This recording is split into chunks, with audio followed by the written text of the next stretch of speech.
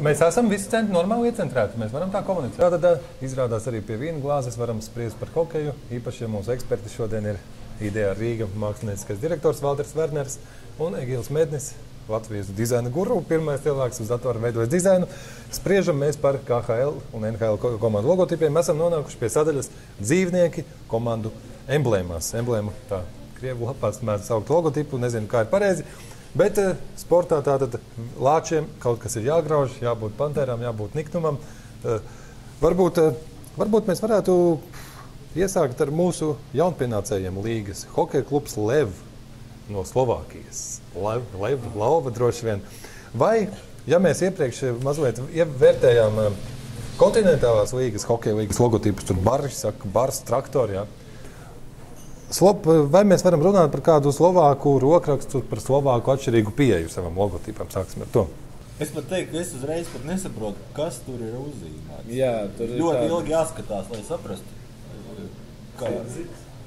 Ka bišķiņi varbūt pārcentušies. Varbūt tas ir kaut kas tāds, ka grozot var ieraudzīt vēl kaut ko tādā bildītē. Bet to jau mēs varbūt ar laiku uzzīmēsim. Jā, bet tomēr mēs redzam, šeit ir kā... Vai mēs varam teikt, ka viņš ir tāds,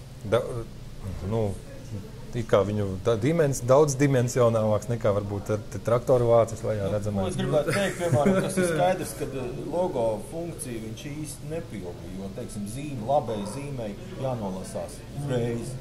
Teiksim, ja tur ir lauva vai lūsis, kas lec, tad man ir jāredz uzreiz, nevis jādomā, kas tas ir.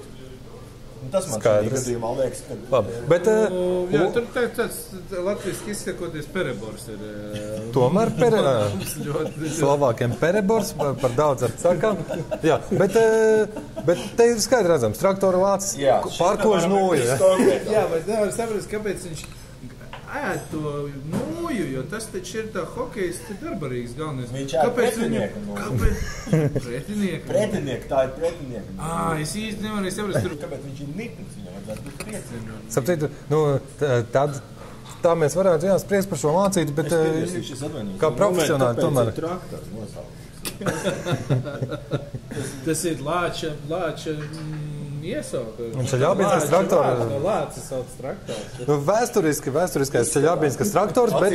Viņš ir rīktīgs traktors. Emblēmā lācis, bet, teiksim, sarežģīti vienkārši izveidot tādu uzzīmēt, tas primitīvs jautājums. Bet, kā jūs domājat, personīgi izskatās, ka šis lācis ir tāds primitīvāks un vienkāršāk uzzīmējums nekā Grizzly Adams Wolfsburgas lācis Vācu līgai. Tas tādu kaut kādu komiksu varoni atgādina. Viņš tāds... Man viņš atgādina Vinniju Pulku. To amerikāņu. Vinnijas Pulks kaut ko nelabi ieedz. Jā, tieši tajā visā proporcijā.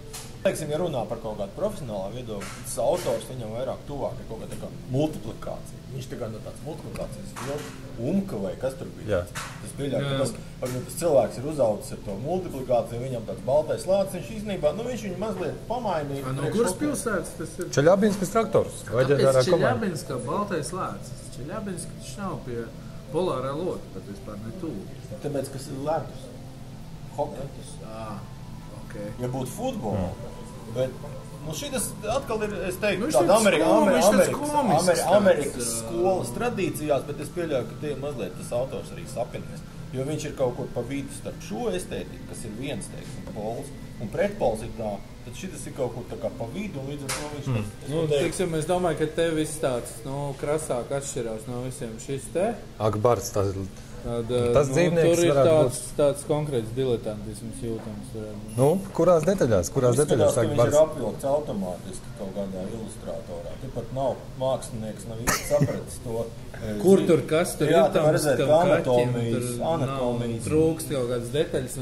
Un tas uzrakstiņš ir tā kaut kā sašķiepts, es pieņemu trešajā Windowsā uz bannermakeri. Kā mēs zinām, negatīvā kritienā.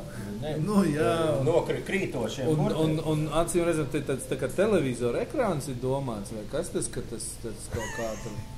Bet Bars ir viena no bagātākajām, teiksim, KHL komandām. Es domāju, ka viņiem vajadzētu padomāt pie tās savas simbolikas, jo šitas ir vienkārši... Tas kaut kā nav pierādījies, ka tas ir saistīts. Bet viņi varētu jums piezvanīt, teiksim, apspriest idejas dažādas. Jā, tu jau nedos viņiem mūsu kontaktus. Es domāju, ka viņi tā, kaut kā daudz zaudē tajā savā tieši imidžā ar šādu te, man būtu kauns tev hokejistu vietā iet ar šitā te uz lokumā. Vēl tāda lieta jāatzīmē, ka mēs jau redzam tos sīkumus un tā. Tiksim, parasts cilvēks, viņš tā, Pantera, Lācis, Barsiks, Lācis, kas tas tāds, nevar saprast. Vienā sakot, cilvēks jau viņš tā neiedziļinās tajās detaļās. Viņš redz to simbolu, uztver kā ideju. Jā, bet tā ideja, tās idejas mērķis, principā, ja mēs tā domājam, ka līdzjutējiem ir jāpērk šaules, jāpērk krekli teorētiski. Viņiem ir jābūt neitrāliem līdzjutējiem, ir jāpievērš mūsu komandai. Es jūtu līdz tiem AK Bars līdzjutējiem, kuriem ir jāstaigā apkārt ar šitādu ieteikumu. Bet ja tā ideja pieņemsim, kaut vai lai vairāk neitrālu līdzjutēju pievērstos mūsu komandai un pirktu vairāk mūsu simboliku, fanotu par mums. Kā mēs to varētu ar to logotipu, ar formas krāsām, kā mēs to varētu iespēdot? Neitrālu līdzjutēju vidū, es zinu futbolā, ja, ka daudzi līdzjutēji, kuriem nav savas izlases, fināla turnīrā, viņiem patīk dažiem Portugāli. Gan tāpēc, ka skaisti spēlē, gan skaisti izskatās, tumšs sarkans ar zaļu, tur viņa, tās kombinācijas. Vai konkrētā gadījumā, ja mēs runājam par šādiem? Man no šī, tādā ziņā man liekas, ka, piemēram, Holandas līdzjutēji ideālā situācijā, viņam nekas nav jādara, viņam vienkārši jāsaģērbjas oranžā krāsā, un visiem ir skaidrs, ka viņš jūt līdzi, un tā ir viņu, karaliskās dzimtas, tā heraldiskā krāsa oranžēs, un viss, viņam pat nav ne valsts karogā, viņi nekur, visi zina, oranžs, tātad Holanda. Jā, bet runājot par emblēmu, kad mākslinieks pie tā domā... Tā ir tā ideālā situācija, kad pietiek ar kaut kādu pilnīgi, tādu, faktiski nekāds logo nav vajadzīgs, ja pietiek ar vienu krāsu, kad viņi pateikt, ka oranžā krāsa tā ir mūsējā. Citiem tad ir jādomā kaut kas tālāk, jo tu nevari, vienu krāsu mazāk jau ir tajā, no kā izvēlēt. Bet pieņemsim, tagad mēs pieskarāmies pie ārā krītošajiem burtiem. Arī Grizzly Adams Wolfsburgā ir burtiņi tādā leņķī. Traktoram ir sava veida burti, ja? Iespējams, varbūt vēsturiski, varbūt ne. Kādā tādās 70, 80 gados. 80 gadu beigās. Ļoti moderns šis. Man bija kaut kāda galda spēle kādreiz bērnībā, kad bija ko es gribēju teikt, pētot šo, es personīgi kā dizainers izvēlos šo, jo man viņš liekas visviengabalainākais.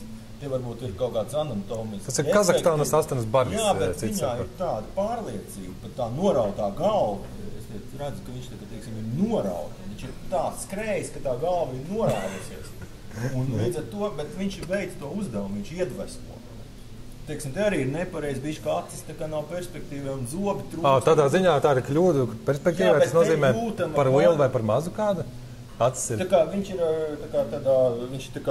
tādā plakana, viņš tā kā iztīvi. Viņš ir tāds no rokas zīmēs, tas cilvēks nav pat skatījies bildītē. Jā, tieši tā, viņš ir, es pat teiktu, tas ir viņa plus, viņš ir zīmēts, vienkārši cilvēks ir apsēdies un uzzīmējis iztēli, un to tev redzēt.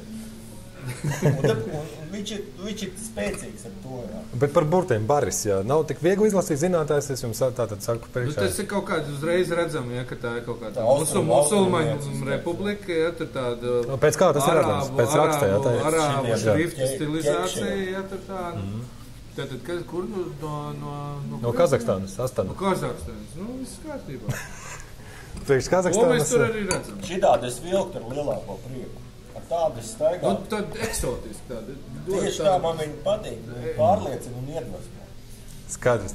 Runājot, Lev arī viņi pa vidiņu savus burtus ielikuši par tiem fontiem, šriftiem, kā tas iespēdo kopējās emblēmas. Kā jau emblēmas? es teicu, tur ir tā diagnoze ir viena, un kronis vēl klāt, un es teiktu, ka viņi mazliet sapinušies heraldikā. Tāpat kā kaut kas līdzīgs diagnoze, kā mūsu pašu nāmā. Jā, tieši tā. Ir daudz elementu, kur ir nospieduši to ideju. Pamatos. Jo, es domāju, ka to lauvas galvu un tur 3 burtus pielikt, to var izdarīt daudz vienkāršāk, saprotamāk un arī estētiskāk. Par logotipu atsvaidzināšanu. Šeit mums ir piemērs, ka Pitsburgas pingvīni. Izklausās jau audiāli ļoti skaisti. Es pat esmu dzirdējis, ka, piemēram, pat Opel Vectra vai Opel Ascona ir veseli kolektīvi, kas par to labskanību strādā pie labskanības, līdzīgi kā dizaineri strādā pie logotipiem. Un te mēs redzam Pitsburgas pingvīnu logotipu līdz konkrētam gadam jau piemirs, kuram 2003 vai pat 90 kādam. Tad viņu nomaina šāds Pitsburgas pingvīnu logotips un salīdzinājumā mūsu pašu Herberta Vasiljeva pārstāvētais Krefeldes pingvīnu logotips. Paspriedīsim par pingvīniem, cienītie eksperti. Nu jā, te šite paigi nevar saprast, kas ir vadījis to izvēlu. Pitsburga gadiem spēlēja. Uzreiz kungi, kad fonā ir NHL precīzi kopija ģērboja. Jā, nu, tas ir vācieši, jā, šādi ir rīkojuši. Man liekas, tā forma, viņi kaut kādu pat pa sevi kaut ko tur jā, acīm redzot, viņā ir kaut kas ļoti neatvairāms. Tie spicumi, laikam, viņiem patīk, bet tur viss ir tāds kaut kas durās. Tas reiz ir tā. Bet, tu teiksim godīgi, normāli cilvēki teikt, ķēmīgs pingvīns. Ja tas ir vispār pingvīns, dzeltens, tāds Krefelde, vācieši varbūt to... Nav zobu. Bet, ja mēs tā pavērtātu, piemēram, vai mēs varam uzskatīt, ka Vācijā līdz ar to hokeju viņi ņem tā vieglāk, tā varbūt izklaidējošāk? Jā, teiksim, zināms paralēls redzams ar to Wolfsburgas Lāciju. Ja? Tas arī tāds tā kā multiplikācijas varonis. Un šis ir tāds. Viņam ir emocijas, nes tādas... Jā, bet viņš ir tāds karikatūrisks, viņš nav tāds grotesks. Viņš nav tāds, tā kā, piemēram, redz, tie, kas ir taisījuši šo logo, viņi ir mēģinājuši pēc iespējas nopietni to pumpu uztaisīt tādu dusmīgu un tādu, ka viņi nekādu joku tur nav. Ja? Un te ir tāds Lācijas ar kļušku, vai ne? Un tas ir visādi. Es pat ievēroju, ka viņam redz pat nav, ja šitam ir rokas, tad šitam jau īstenībā viņš jau to kļušku tur padusē. Tur zināmā mērā. Tas nozīmē, ka tas autors ir vispār ļoti brīvi piegājis. Viņš nav turējies, un līdz ar to tas efekts ir daudz. Viņš ir patīkams savā negaidītajā tādā pufikismā. Bet redziet, šitam pingvīnam toties nav zobu. Bet šitam ir zobi, bet nav pirkstu. Ja? Bet pieņemsim, ja mēs ņemam to karikatūrismu, tādu vieglumu un pofigismu, ja? Varbūt, vai mēs varam tā analizēt, ka līdz ar to, ko mēs arī zinām, ka Vācijā hokejs nav sporta veids numur 1, ka Vācijā hokejs patiešām arī tā līga varbūt nav tik sena, ka vācieši līdz ar to hokeju uztver nenopietnāk. Un tagad viņš tiek, vai to var saukt par atsvaidzināšanu, vai to var saukt par iešanu uz priekšu, vai par dinamisku logotipu attīstību?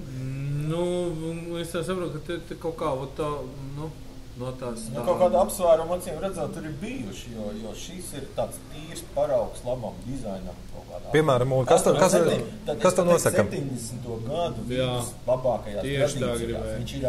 Tas bija tas laiks, kad mainījās dizains, teiksim, pasaulē. Tieši 70. gadi, kad pārgāja no tā 50. 60. gadu uz tādu, kas ir helvētikas ēras, ir saukt.